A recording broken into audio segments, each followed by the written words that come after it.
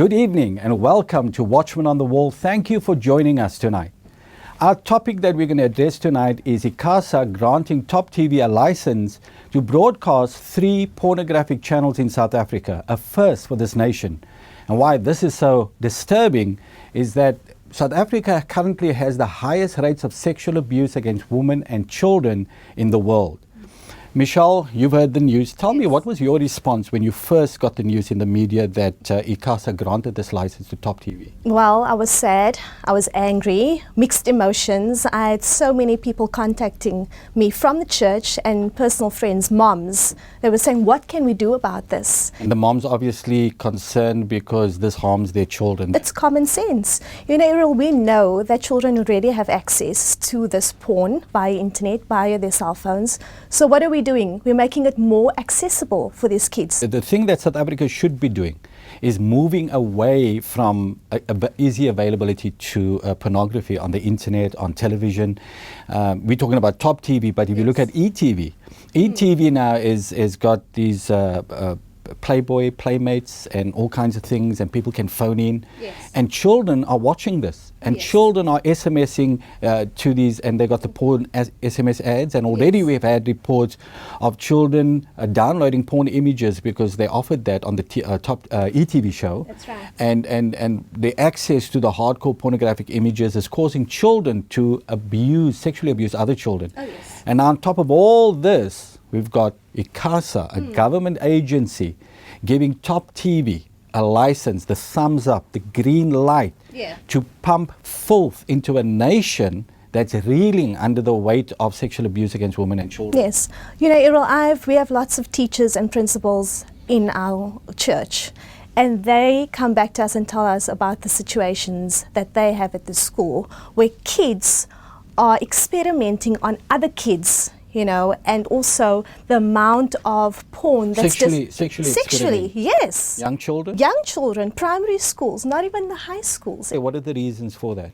Well, definitely these children have been exposed to it, because where are these kids seeing it and how they distribute things within their classrooms. So kids are even taking pictures of each other and showing other children, their classmates, you know, check it out. They think it's exciting. To them, it's thrilling. Because we made it so normal and natural. Yes. Now, Michelle, Top TV has made this argument that they have this double pin mechanism that will prevent children getting access to the hardcore porn channels. Now, we see in other nations like the UK, even in Iceland, they are asking for a ban on porn channels. And in fact, Playboy, one of the channels that Top TV is bringing into South Africa, they were fined up to £100,000 because of children getting access to their channels. So the pin thing doesn't work. Are you convinced? No, I'm not convinced. Errol, we know that our kids are technologically advanced. I have a 6-year-old and he knows how to access an iPad. He knows how to work a PC. So definitely not. And you know, they play on the negligence of their parents. So parents will leave the PIN codes and things around, and children know how to operate these things. So I'm not convinced, no. I don't think anybody is. Pornography is not a natural thing. It's people acting out scenes that are often perverse, and this is what Top TV is going to bring into this nation. It's hardcore pornography, and people don't understand what this means. Hardcore pornographic images that is going to destroy the minds of men. Men become addicted to it. And of course, Michelle, we're talking about what it does to women. The portrayal of women as subservient, as mindless sex objects. Women are degraded, demeaned through pornography, and men watching this over and over again, and young boys watching this over and over again, what it does to them, and what is it going to mean for women in South Africa. You know, Errol, we want a healthy South Africa. We want a healthy nation. And by doing this and making it more accessible, we're not going to go there. You know, we stand for the rights of women and children. I mean, we've seen how women are exploited. We see how women get trafficked. We see the prostitution. So by us exposing this and making it more accessible, we're not helping the situation. We are making it worse. That's right. And you being a pastor, your church is positioned on a main road where all the prostitution and all the abuse, you see that every day, and you have to deal with the broken lives.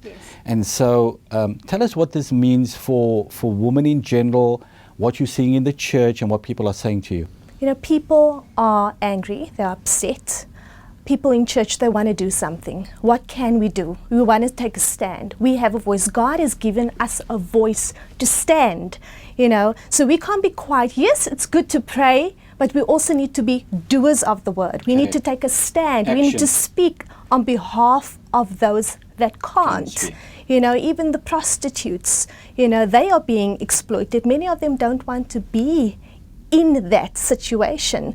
And I mean, we are situated on the main road. We have so many men meeting these girls on the back roads, on the streets. It's children are seeing it, they're being exposed to it. And what are we saying? What is the message we're giving to children out there? It's not a good message. I have to agree with you. And to answer that question, what can Christians do? Currently, the most important thing we can do, Michelle, is to intensify the boycott of Top TV. Yes. Because they're depending on your money to run this organization.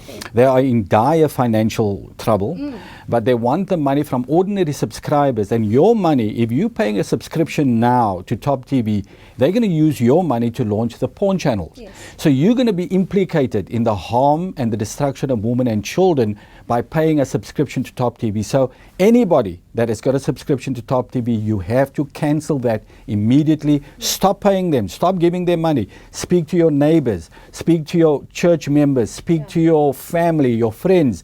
Wherever you can influence people, we have to destroy Top TV as a business in this nation, because they have an agenda to undermine this nation, to harm our children, to harm our women, and we cannot allow that to happen. We can't stand idly by and allow this to happen. The church has to do something in this situation. But Michelle, thank you for coming in. Thank you for sharing your heart on this issue. I know you're upset about this. So are all the women out there, but we're going to fight this thing. We're not going to lie down quietly and allow our women to be demeaned and degraded, to be our children's minds to be perverted, our men to get addicted to this kind of material. We're going to do something. So later in this program, we're going to be talking to Hetty Brits, who made the Family Policy Institute presentation at ICASA at the public hearing, and she's going to give us some insight on as to what happened there.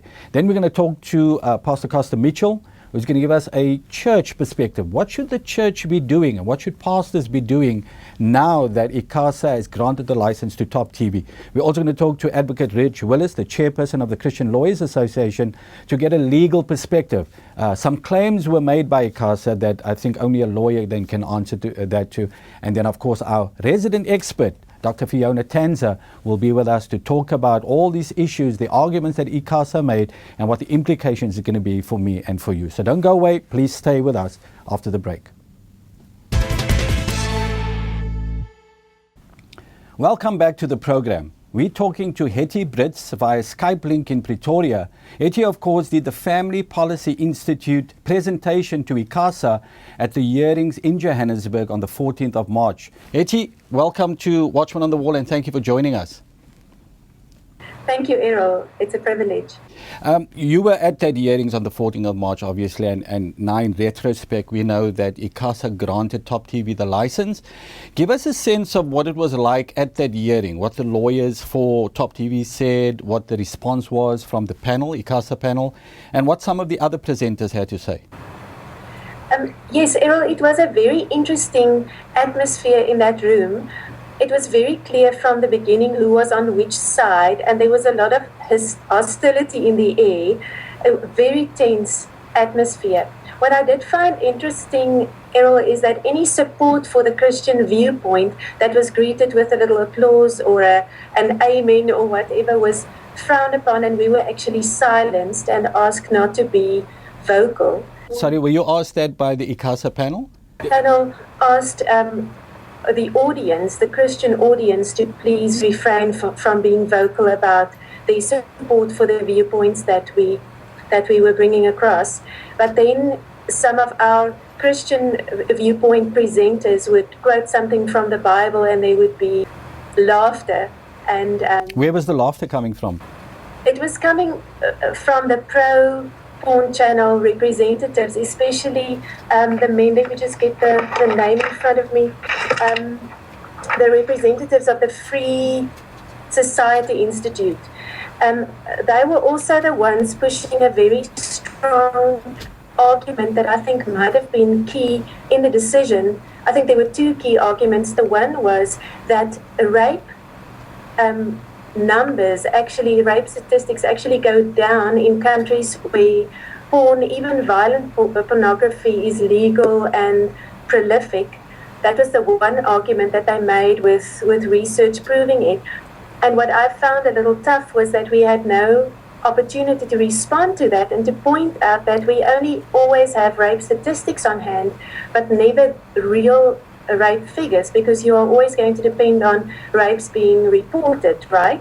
And of course, in countries where there is a very liberal view of what is acceptable and a very low view of women, of course, rape statistics will go down because women will not bother to report it. Now, Yeti, if I can just come in here, we know that in South Africa, there is 64,500 rapes reported in South Africa every year. But rape crisis and other organizations tell us that for every woman that reports a rape, there are 9 women that don't. So that we can safely then assume that we have about 650,000 women being raped and abused in South Africa. Just 10% of them are reporting it, and the others don't. So the figures are extremely high, and I think it's confusing or maybe deceiving a lot of people. Absolutely, Errol. Another factor is, imagine you sitting with a boyfriend watching pornography together, and he rapes you because you are watching pornography with someone. The intent to engage in intercourse is almost implied. So of course, where pornography is viewed generally, you will not have a case in court if you are going to cry rape. So of course that also has an influence. These the hearings was put together very strategically by ICASA, but was then restructured by Top TV's panel. They divided their 2 opportunities to speak into halves, and they gave their first general arguments that had nothing problematic really in the first half, and then had all of us give our statements, and then had an opportunity to make the strongest arguments. After that, we had no opportunity to respond by a very lengthy statement by Dr. Eve that had some very problematic content that we would have loved to respond to. Because a very key argument that we were making was that rape statistics aside, pornography is demeaning to women, and it is a fact. But Dr. Eve made very strong argument that it was not, and that in fact scenes, pornographic scenes that are very demeaning to women, she found it offensive that somebody would on the panel even ask that question and say, but is this not demeaning to women? And she said, no, I'm offended by the suggestion that women are that narrow-minded and old-fashioned. And the suggestion was made that the reason why people find pornography offensive is only because they haven't been exposed to it enough. They should watch it more so that they would know what is normal and what people are doing out there. That is probably the most bizarre argument I've ever heard in my life. But we understand that Dr. Eve obviously has a completely different worldview and understanding of human sexuality. That what I'm hearing from you now is that basically ICASA dismissed your arguments. Yes, Top TV's lawyer was incredibly bold in challenging ICASA that they would be in contravention of a number of laws if they were to refuse this license. They were very arrogant. The lawyer was particularly arrogant, making it clear that unless there is a law of general application, that could be quoted to make it legal for ICASA to refuse this license, they would have no right. Unfortunately, the whole issue of the Broadcasting Commission's task to protect us from material that's harmful to children, demeaning to women, and inciting to violence was really kind of cast aside. And the fact that they could prove that it's not inciting to violence because it brings down rape statistics made that whole argument disappear from the table, when the whole issue of how harmful it is to children was not put on the table. And that was one of the arguments I made as a parenting expert, because that's the other capacity in which I was there. Just saying that in South Africa, with such an incredibly high child molestation rate, we would have Top TV delivering the grooming material of every pedophile and every child molester into the safety of the home where the child is present. Because we know that children are mostly molested by family members and friends of the family. So having pornography in homes where children live is really not being serious enough about the protection of children. Absolutely, I have to agree with you there, Hetty, because that was our main argument, the protection of children. And that's what I said to a Top TV CEO, Eddie Mbalo. I said to him, can you stop, the men that harm children, the men that's going to watch hours and hours of pornography, hardcore pornography, which they're providing? How do you stop the men that have the intention of raping women, of harming children? You don't know who's going to subscribe to your service and watch this pornography. And will you take responsibility for it? Of course, he wouldn't. It's up to the parents to protect children, and a lot of that is not happening. But the thing I want to ask you, Eti, before we go is, in 2011, Top TV made this application to ICASA. ICASA refused them on the basis that the woman's right to dignity and protection far outweighed Top TV's right to freedom of expression. That was their answer when they refused it. Now, what Top TV or ICASA is saying now, by granting the license, is that Top TV's right to broadcast pornography outweighs the protection and the dignity of women. Do you find that disturbing? Of course, I find that extremely disturbing, Errol, and I think the reason why that argument was able to prevail was because of the strong statements made by Dr. Eve that nobody was able to respond to. And I think that the callous attitude towards pornography, because you can imagine if you put all the hours together of pornography that she has watched in her life, it's no surprise that she would not find it demeaning to women anymore, because she must be completely desensitized by now, as I think everybody on that channel must be. Yeah. So you would agree then, Hetty, that the hearings at ICASA was weighted in favor of Top TV? Without a doubt, because there was no opportunity to respond to their main arguments in favor of pornography. There was also no opportunity to respond and to have a discussion about the safety measures, which are completely not good enough, because saying that it will be broadcast between 8 in the evening and 5 in the morning, and the PIN code and all of that doesn't answer a question such as, what about a person recording it on a PVR, where only the normal PVR PIN will be required to watch it again. As there are a number of other arguments. Somebody recording it on a cell phone, spreading it at school. It is so easy. And there was actually a gentleman who talked about how that was how he became addicted to pornography. It was somebody who taped it from TV onto a cell phone and spread it at school. And all of those arguments seem to fall on deaf ears, because I think we are dealing with a spiritual thing, not just a legal argument. Yeah, I must agree with you there, Hetty. But Hetty, we want to thank you for going there to the hearings, for making the case, for arguing on behalf of Family Policy Institute and your organization. And we trust God that, God is still in control, and that we can still turn this thing around with the help of Christians in this nation. We still will defeat the enemies of pornography and all these other vices that's coming into our nation to undermine and destroy women and children. Hetty, thank you for joining us on Watchmen on the Wall this evening. Thank you, Errol. Goodbye. Stay with us. We'll be right back after this short break. Welcome back to the program. We're privileged to have in the studio as our special guest Reverend Costa Mitchell, who is Director of the Association of Vineyard Churches in South Africa. Costa, welcome. Thank you, Errol. Your response to the ruling of ICASA granting Top TV a license to broadcast hardcore porn channels in South Africa. And the reason I invited you to speak to you about this, you have a reputation in this nation as a senior church leader that has worked tirelessly to strengthen marriages and families in this nation, and how important that is. What was your response or reaction when you heard the ruling?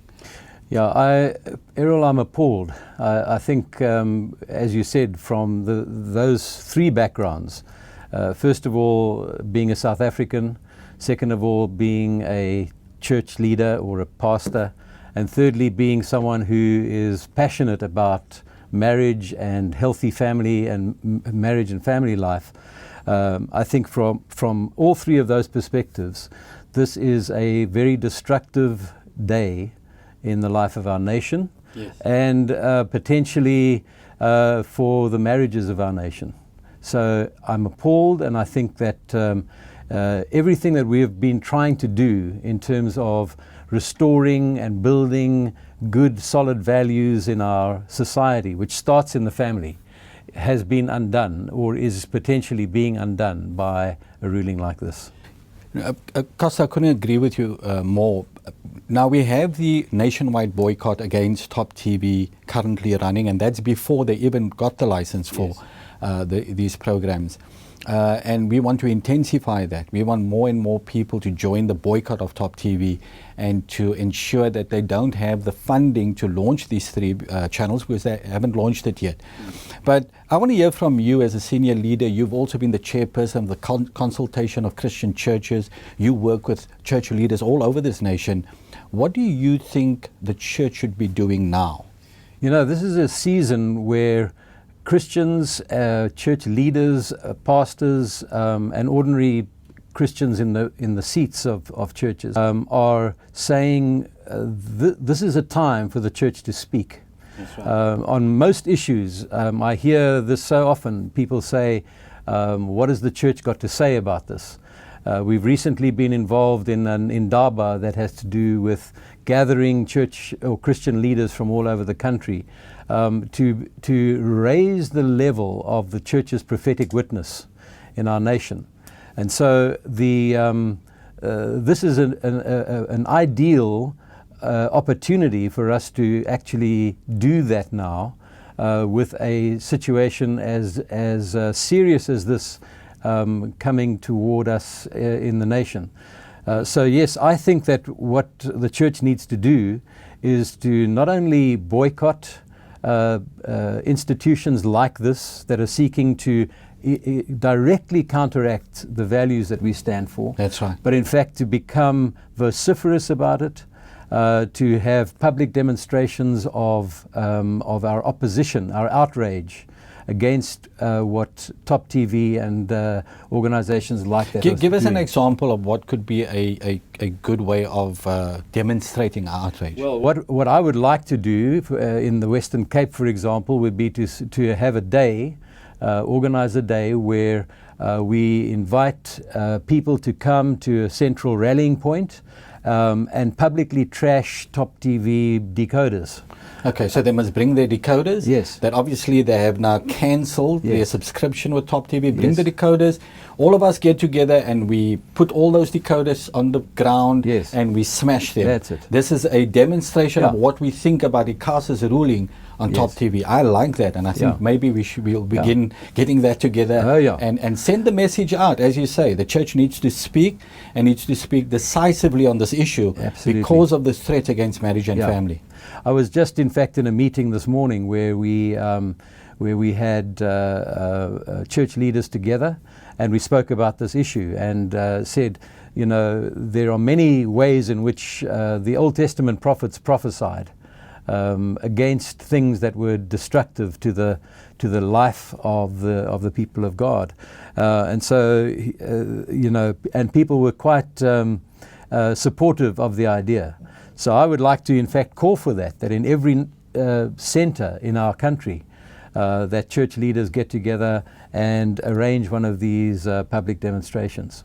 I think it will send a clear message to Top TV that the church is serious about this, because they think, you know, what these people say is that Christians will make a big noise about pornography on television, and then eventually when they get the license, and then they shrug their shoulders and they go on with their life, and they say nothing about it. It's just for a time.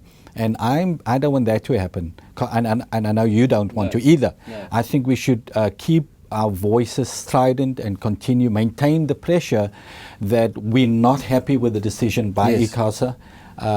We think a much more important position for government to take, and institutions like ICASA, is the protection and dignity of women and children. Well, exactly, Errol. You see, this is happening against the background of what you and I have both been involved in, of an awareness raising of the absolute epidemic of rape, of women abuse, of the abuse of children, of child rape that is going on in our nation.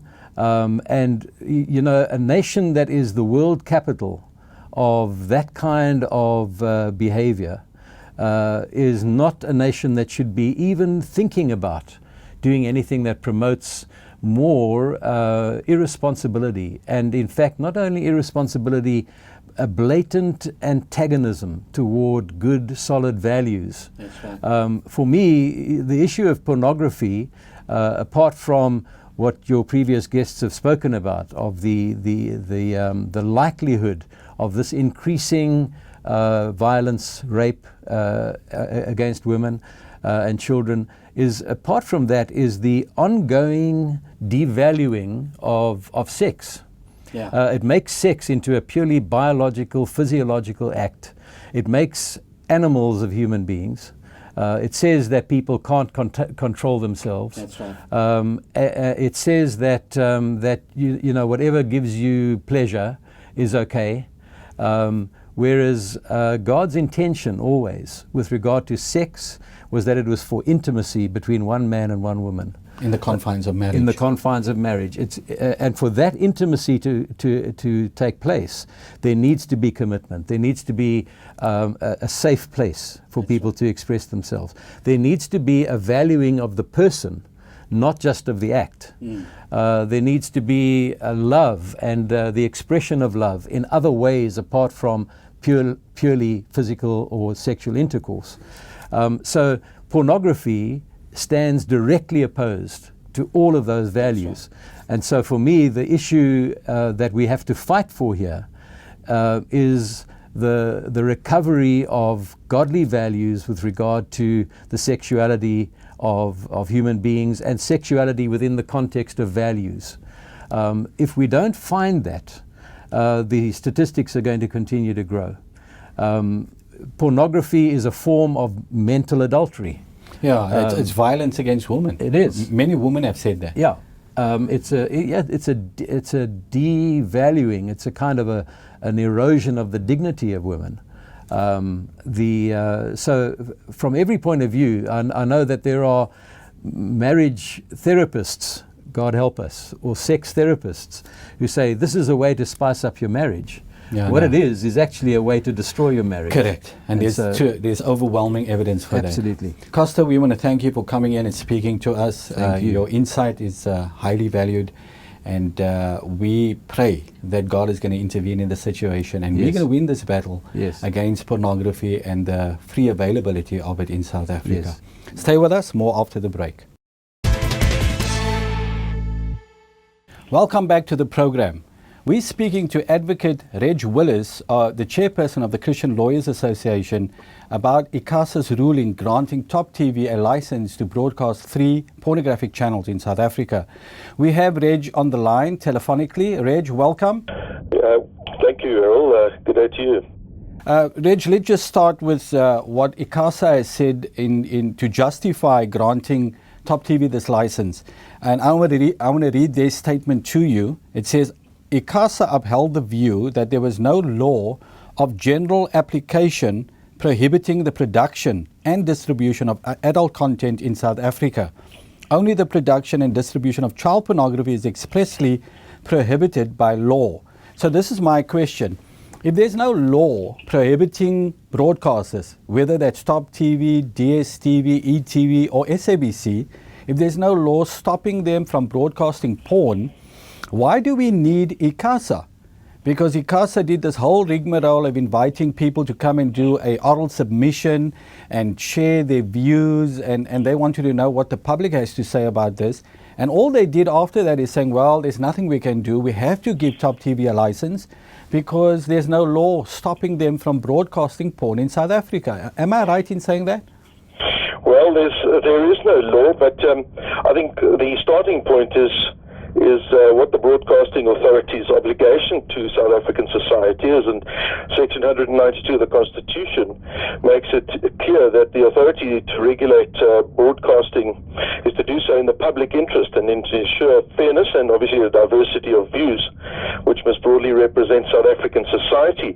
Now, I think what in making their decision, what doesn't seem to be clear to me is that they have distinguished between violations of the right to privacy versus the commercialization of things such as pornography. So, by way of explanation, the way the law has developed, many might remember we used to have the Morality Act, and then the Indecent and Obscene Photographic Materials Act, etc. And all of those obviously were struck down in the face of our constitutional imperatives. But we have some case law which is somewhat guiding and in relation to pornography, which deals with the right to privacy. You had Curtis's case initially, which dealt with pornography and the right to privacy, and the upshot of that was that there can be no law that makes it unlawful for people to view pornography and have pornography in their home. So what that boiled down to is adults can possess pornography and use it in the privacy or in the inner sanctum of their home. But then you had the Rich case, which came along and dealt with child pornography and made it clear that there is need for legislation. And just by way of a parallel, ultimately you have Jordan's case, which dealt with prostitution, which said prostitution in one's private home is valid, but not commercially. And what ICASA failed to do is to distinguish that in the face of the right to privacy, one now deals with the commercialization of porn and what the effect of that is on the public sphere and what public interest is. So it's not for ICASA to pretend to be lawyers, while of course they've got to take what the law says into account or what the law doesn't say. ICASA is there to look after the public interest, Errol, and it seems to me that they've failed to specifically focus on that obligation. Yeah, one of the other things that is very troubling is that they dismiss the arguments of the many Christian organizations that spoke about the harm of pornography on women and on children, and even gave them some excellent research material from some of the most reputable organizations in the world. And ICASA dismissed the arguments because it was based on moral grounds. I found that to be somewhat interesting, is it maybe an understatement. I'm personally aware of the scientific research which has been conducted for Doctors for Life, and Doctors for Life made their submissions to ICASA. Doctors for Life have linked and scientifically linked the negative effects of pornography on the brain of adults, of course more particularly children in their developmental stages. But to say that there's no scientific evidence, let alone if we consider what goes hand in hand with pornography, the environments in which it's produced and where it's commercialized, it's surprising that ICASA have failed to take a cautious approach and to have made more of the burden that fell on Top TV to demonstrate that it was in the public's interest that their rights be upheld over those of greater public interest. Yeah, I tend to agree with you. I think that in this case, the burden was placed on the public to prove that there is no harm of pornography on women and children and society in general, and gave Top TV a free rein in this instance. The other thing I wanted to raise with you, Reg, was the fact that in 2011, when Top TV applied for a license to broadcast 3 porn channels in South Africa, ICASA, the same institution, refused them the license based on the argument. They said that the rights and the protections and the dignity of women outweighs Top TV's right to broadcast pornography, or outweighs their right to freedom of expression. That's the way they stated it. This time around, apparently they're now reversing their previous ruling, and they're saying that Top TV's right to broadcast pornography outweighs the right and the dignity and the protection of women. Will you agree with that? Well, that impression certainly is created, but maybe another thought is it was somewhat interesting that we didn't have any of the political support groups voicing their opinions and what their supporters have to say. It just occurs to me whether there hasn't been some political expediency which has had an influence, because in the past months and in the course of the last year, our media have quite correctly broadcast and dealt with the severity of violence on children and on women, and particularly women in light of the recent rape cases. And one would have thought that ICASA would have been sensitized, but they don't seem to have been sensitized, and I can't help but wonder where the lack of influence might lie. Yeah, and the response I got from most people following ICASA's ruling was of shock and dismay, and people just can't understand how ICASA could have given the green light to Top TV to broadcast hardcore pornographic channels in a nation of such high rates of sexual violence against women and children. South Africa is actually referred to as the rape capital of the world, and here we're justifying something that is widely known to fuel rape, the abuse, social degradation of women and children. And so this is something we're going to have to continue to deal with. We do have a nationwide boycott of Top TV that is ongoing. We're going to intensify that boycott, but we're also looking at legal means on how to address that. What the nation needs to understand is that firstly, ICASA it's not a court of law. This has not been tested in a court of law. That's right. And none of these issues, and here we have the merging of private interests and public interests, and the commercialization of, in this case, pornography is something which is going to have to be tested. And in Jordan's case, and the fact that the Constitutional Court upheld the laws against prostitution, largely on arguments in and around the commercial nature of it, well, then there's every reason for everybody to mount the charge and get behind whichever public interest group now will take ICASA on and take this decision on. I'm not too afraid with the appeal procedures of ICASA, but this is most definitely an administrative decision, and there are legal remedies, and let's hope that there are those in our society that are going to put their money where their mouth is and are going to get behind those who prepare to do the work and are going to challenge this in the interests of our families and our children and women in society. Reg Willis, thank you for joining us tonight and sharing your insights with us.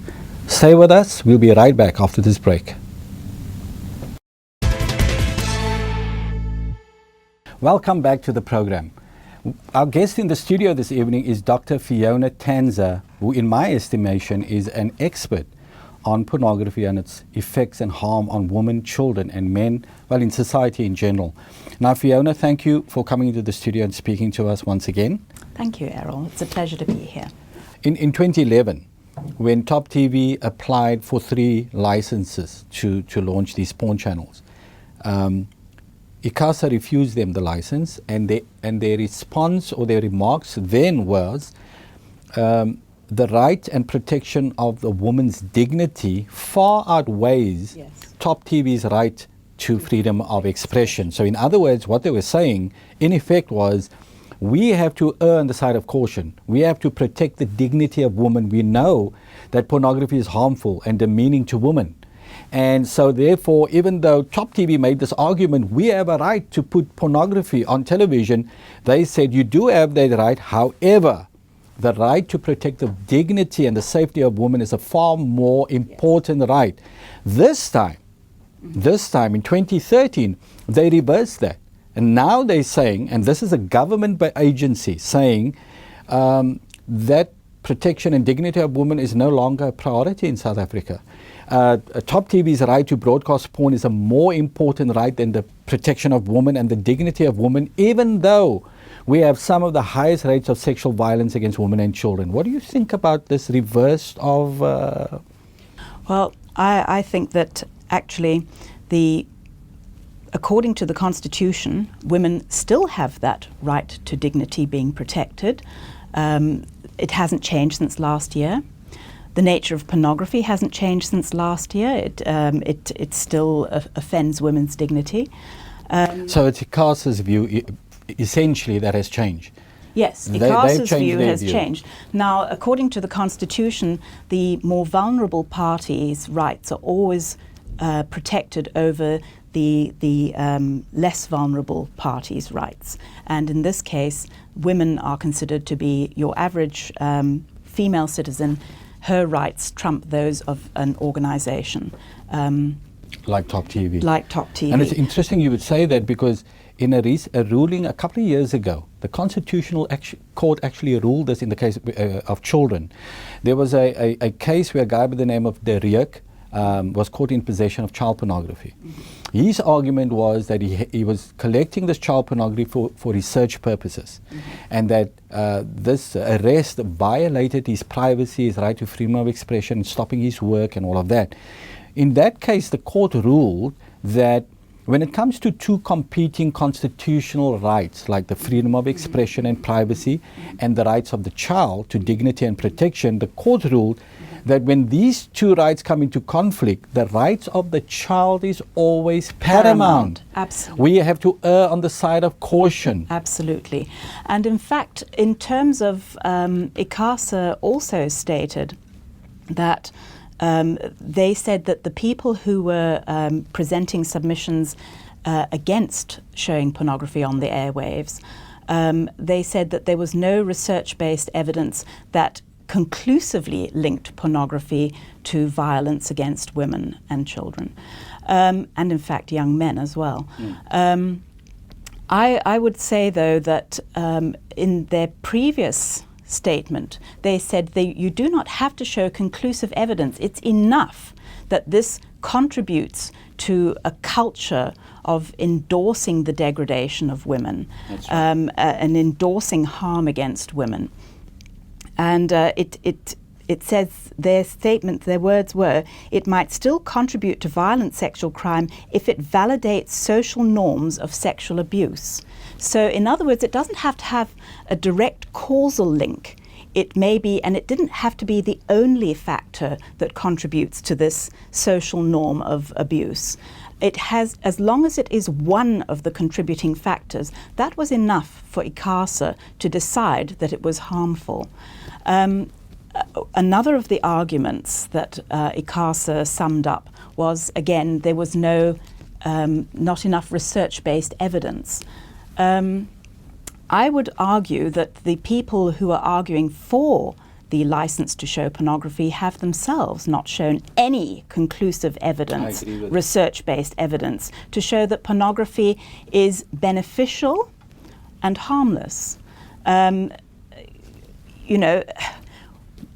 Against the license were presented arguments.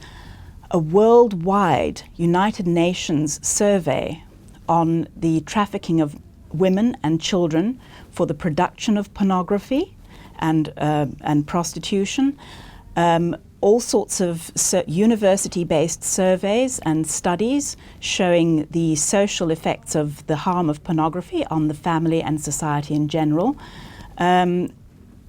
Studies showing that pornography, the production and distribution of pornography, is strongly linked to organized crime, which themselves have linked, and so the pornography is linked in with organized crime, gangs, drug sales and abuse, prostitution and human trafficking. Now, how does pornography not contribute towards social harm? And so ICASA had to ignore all of that overwhelming global evidence. Global evidence, which is still coming in day by day. Showing pornography and its links to all of these things you just mentioned. We want to talk a little more about that, but we've run out of time. So after the break, we'll come back and we'll continue the discussion with Dr. Fiona Tanzer. Don't go away.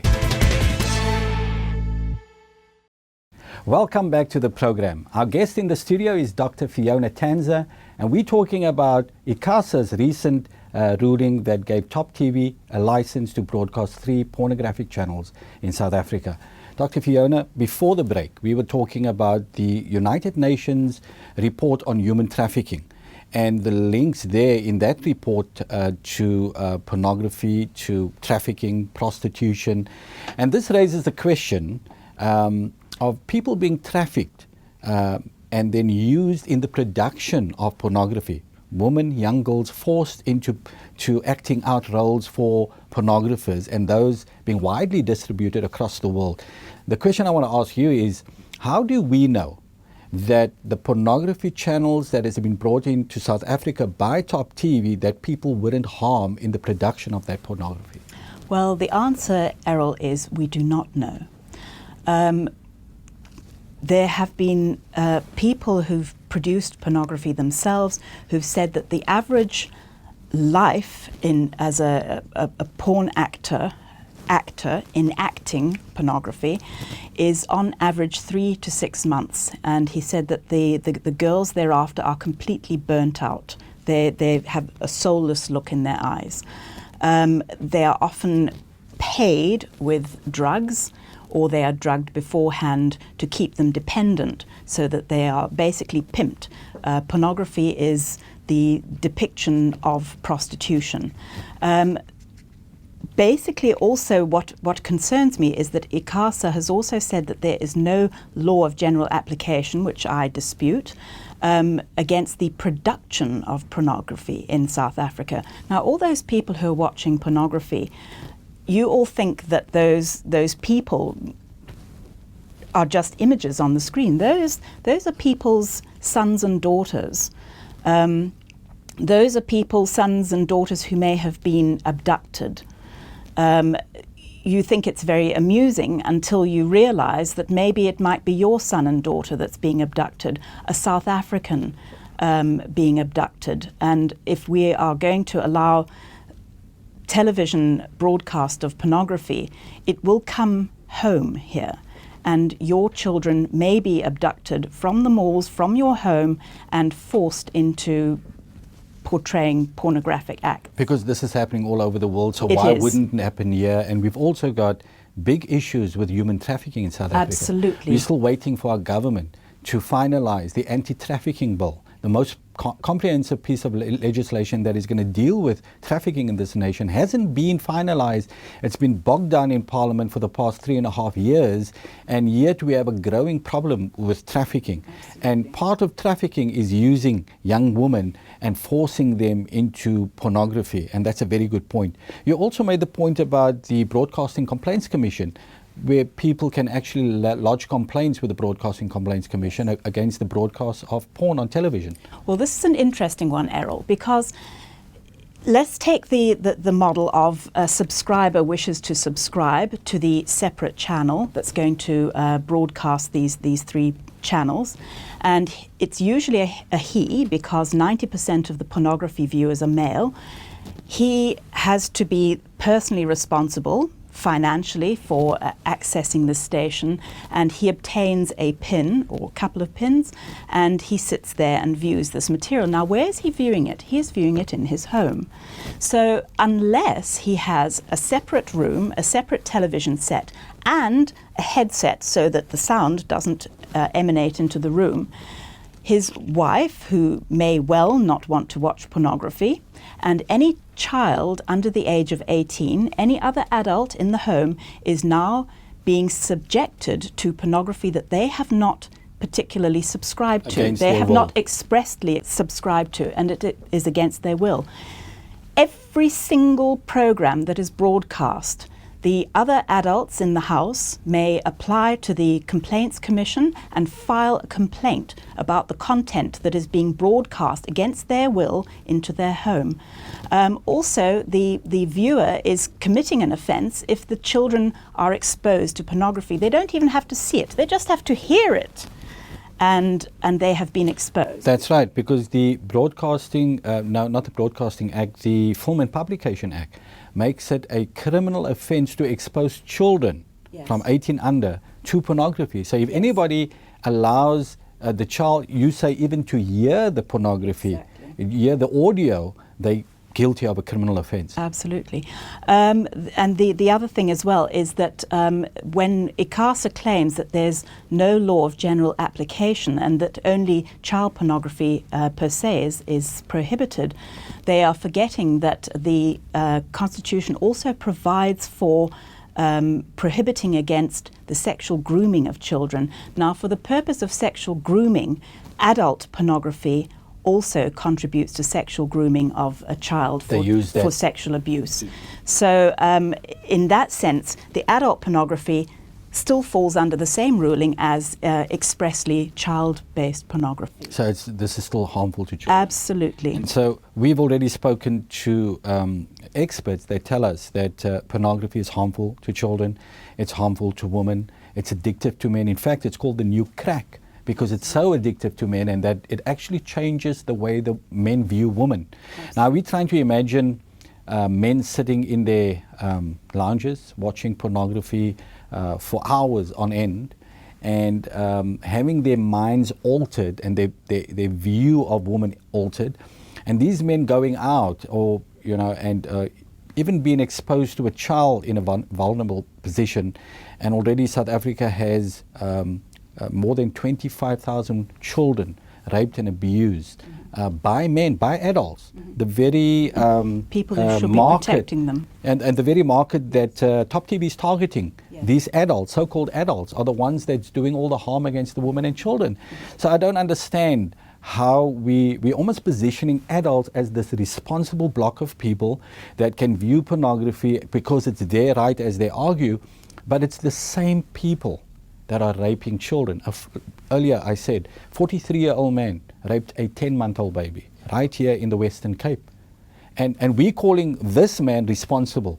There's no law stopping him from getting a decoder, watching Top TV porn, and to rape more babies. That's what Top TV and ICASA is saying.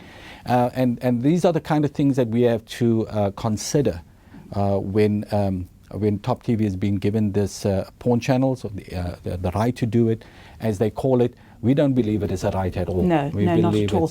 I would like, Errol, I would like to use a very cogent example that would speak to all South Africans. Now, supposing we have a private broadcaster who decides to devote a channel or 3 channels specifically to racial abuse. Yes. And it's only consenting adults, and they're doing this in the interests of freedom of speech. Only consenting adults who are subscribers and have a PIN number, so it's all secure. Only those people can access this channel of racial abuse. The question now becomes, is this still considered harmful to society? It's done in private homes. Are the rest of the population, even if they're not subscribing to this station, are they right to feel offended? Well, basically we have laws in this country that govern, that limit your freedom of expression, because we consider that even if this is broadcast privately into the home, a channel devoted to racial abuse abuses and contributes to abuse in the entire society. Now, I would like to know what is different with pornography, which is depictions of sexual abuse. Of women and children. Of women and children and young men.